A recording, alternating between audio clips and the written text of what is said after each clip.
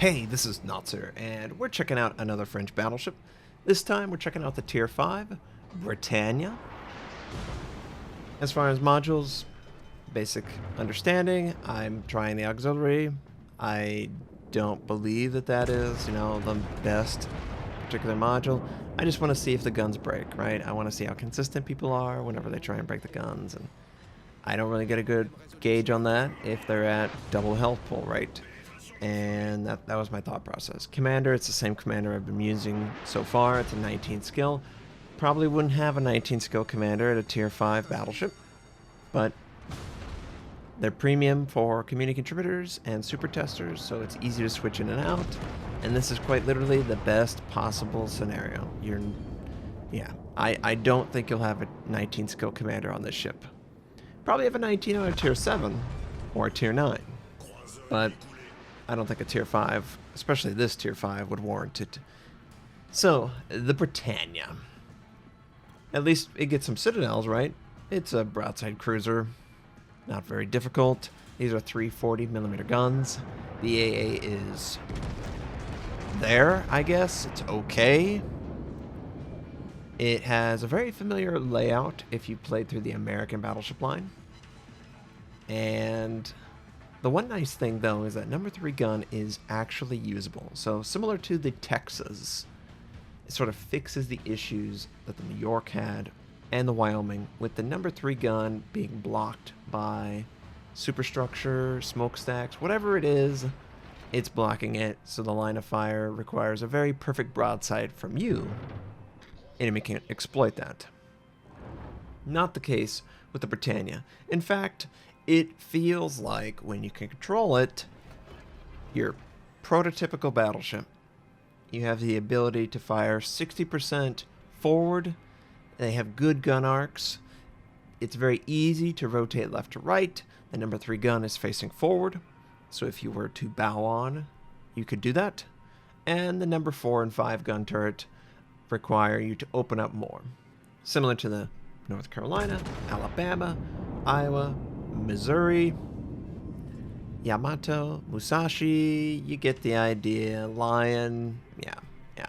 It's a very familiar trait, and there's definitely a consistency with the French, where their front guns are either really usable, or their back guns are really usable, and you have to decide how you want to approach it. It's cool. It makes sense. The flow is reasonable. Now, this is the first battleship in the French line that has the center-aligned gun turrets. The Tier 3 and the Tier 4 have sort of offset gun turrets that are only usable when you are on that side, either the port or the starboard side. But everyone's played this type of ship at Tier 5. It definitely feels like every single nation in the world came together and decided on this layout, in particular for Tier 5. Now, maybe it is some agreed upon.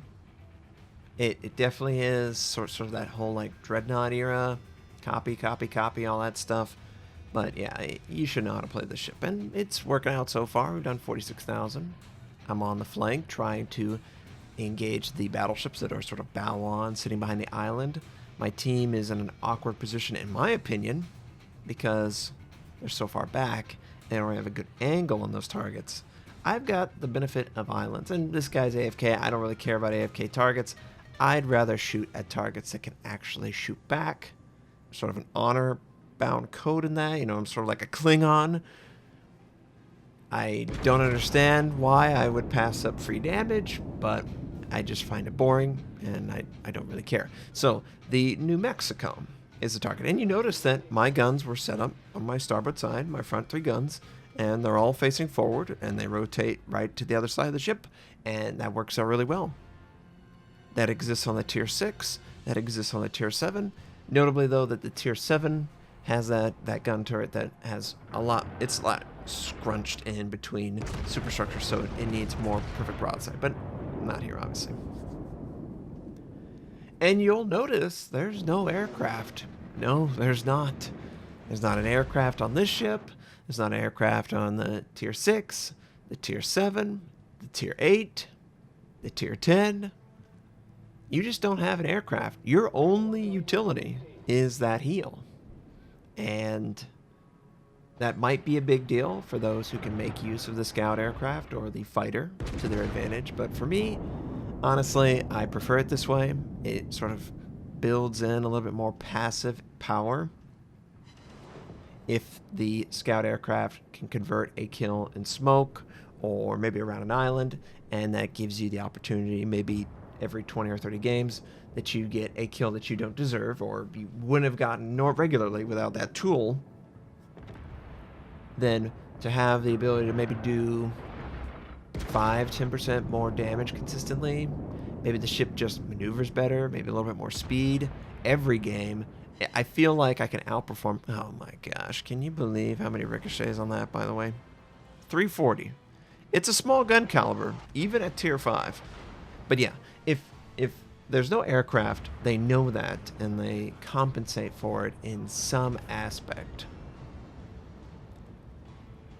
I don't really care that I don't have an aircraft. Yeah, it sucks when I'm going around an island blind, or I want to fire on a target that's far away, and yeah, I switched to HE. I wasn't putting up with that bull crap.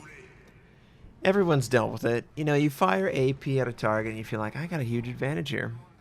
Oh, wait, no I don't, because it just ricocheted. Oh, it's not very large, so yeah. But we're able to take him out. And I switch right back to AP, knowing that this Phoenix, he's dead in the water. He's having a really bad time. Now, I see a friendly fire at him, and so I reconsider. And then, of course, the friendly doesn't take him out, so what do? I'm going to fire at him. And someone off my port side just fired at him. So that's a waste of a salvo, if anyone's calculating. And I really like this focus fire, F3, F3, F3. It's really important. Teammates, please use more of this.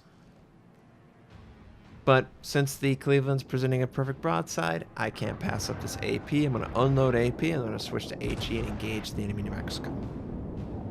Trying to keep the friendly alive. And I didn't feel like, based on previous salvos, that the AP would work out. And it definitely would have worked out quite as well as it worked out against that Cleveland. We did 11,000. No Citadel, but he felt us. He knew we were there. So I'm happy about that performance. But now we have HE. And we are starting to see more of the New Mexico. For whatever reason, he didn't want to bow angle against me. I expected that, but that's not what he ended up doing. But we're doing okay damage. 4 shells make contact. Looks like he used damage control to stop the fire. Enemy is firing on me. I noticed the friendly aircraft carrier is in a really bad position. Not surprising, though, at mid-tier, if I'm going to be completely honest. And that's okay. You know, people are learning. They're trying them out. That's okay. But I am not trading as well as he's trading with me. So I go, you know, let's go AP. Gonna try it. Maybe stop the Cleveland from killing the friendly Bogue. Ship works very well. I don't have any issue. It's a couple knots faster than the Americans that sit at this slot with the same sort of layout. So you do get a little bit of variety. Obviously, the Americans have aircraft, though, that you don't. So if you're, you know, somewhere... Oh, yes, we found the Citadel. Good. New Mexico's still alive. I have no idea what these guys are firing on. They're maybe firing on a New York that's AFK. I don't know why you would fire on an AFK guy when friendlies are under fire. Imagine if your team would address targets based on threat. This should be the kill. I slowly fired it at him just to kill him. There he goes, finally. 2 enemy aircraft, 2 battleships, 1 clearly right in front of me. I was considering ramming this guy. And the reason I'm considering ramming this guy is he has 380 millimeter guns.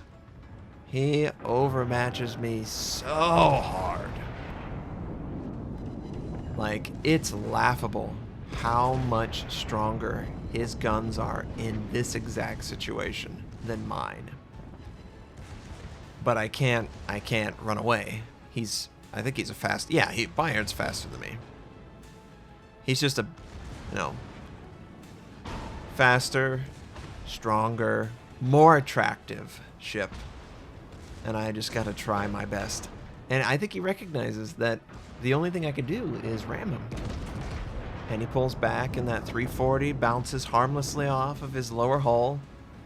Should have elevated to the superstructure, but I was hoping that he would stay broad a little bit longer. And just the sad, pathetic chase of a ship that goes 6 or 7 knots faster than you. There's just nothing I can do here. He just has every advantage. And he goes through the nose like butter.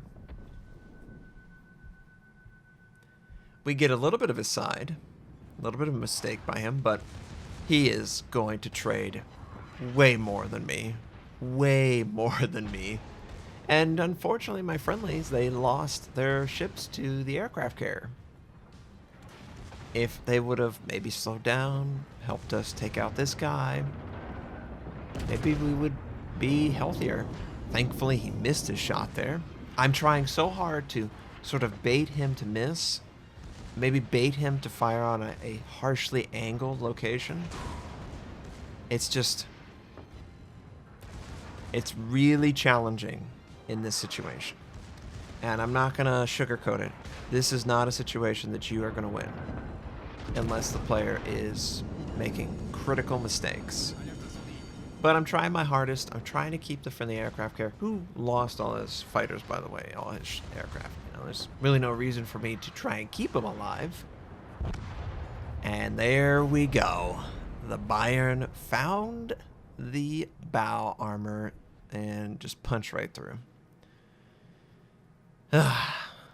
Friendly Bogue not going to get in a position to ever have a chance. I think he still has plenty of guns to just kill this guy. Or maybe even the secondaries are going to kill him. Yeah, secondaries kill him. So clearly we're going to lose this game, but I just want to show off the ship. I think the ship performed as well as it could, considering. If I would have run into a ship that had 356mm gun in that scenario, I think I would have had an easier time outplaying him.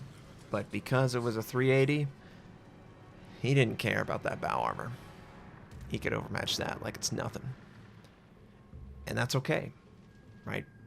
Different ships have different strengths. Mine just happened to run into a target that I couldn't cancel out his strengths. But the Bretagne, definitely fun. I enjoyed my time with it. It is teaching you how to play the French. I think the gun caliber, you get used to it. It is small, but it's going to be small for a long time. So you will find yourself, if you play through the French, you will find yourself not going for citadels quite as often as maybe you would in a larger gun caliber.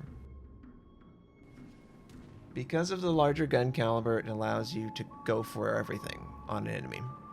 But the smaller gun caliber of the French, that 340, will perhaps allow you to citadel a target that you might overmatch. Cruiser. And usually, for that small gun caliber, you are compensated with more guns, which is nice. Friendly New Mexico is trying his best, but it's a really big uphill battle. The enemy Bayern is inside of the center capture, and I assume he's on an intercept course to try and take out the New Mexico, who's dealing with aircraft. And they're automatic drops, I believe, because they're tier 5s. Going up against a tier 6. Oh, yeah. I still think that's one of the weirdest decisions they ever made. Like, straight up, he can't manual drop. So if the player is skilled at tier 6, he shouldn't have any problems with it at all. But, you know, I don't design the game. I just play it and talk about it and try and help you. I want you to succeed. That's the way it goes. But so far the French battleships have been really fun. I've enjoyed the variety. It is different having a lot of guns, smaller gun caliber. I definitely love the Tier 9. If you listen to my little, I was on the Warship podcast. If you listen to my opinion on it, it's by far and away the best.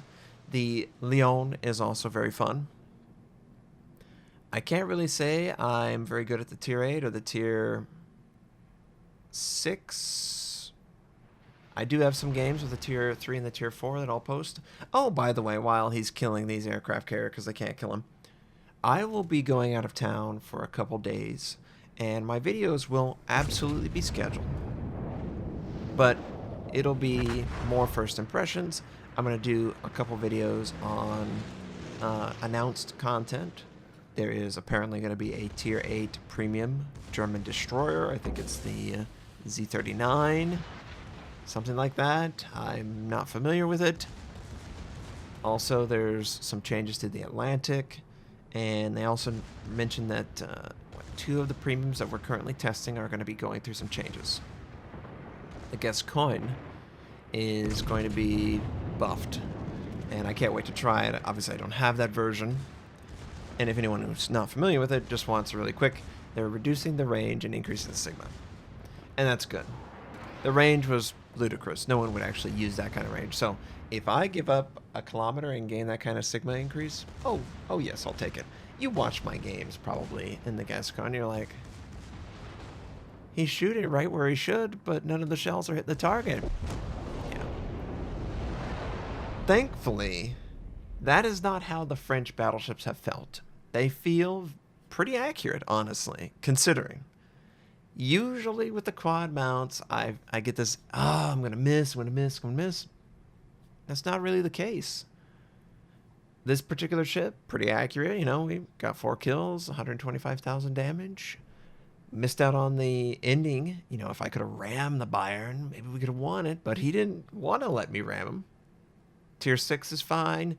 Tier 7's fine. I mean, who's going to complain about 16 guns? Tier 9's more than fine. And honestly, I was very surprised by the Tier 10. I was surprised I was able to hit some of those shots in that game, and pleasantly, but it's only got 8 guns, so. And yeah, I read the comments. You guys are like, oh man, France is just, oh. We'll see, right? There might be some weird niche that it sits in, but Bretagne worked out fine. No issues there. I can't complain. Tier 5 in a Tier 6 match. We're able to basically carry it other than the New Mexico taking on the aircraft carriers. I hope you enjoyed it. I hope you have a wonderful day, and I'll catch you next time.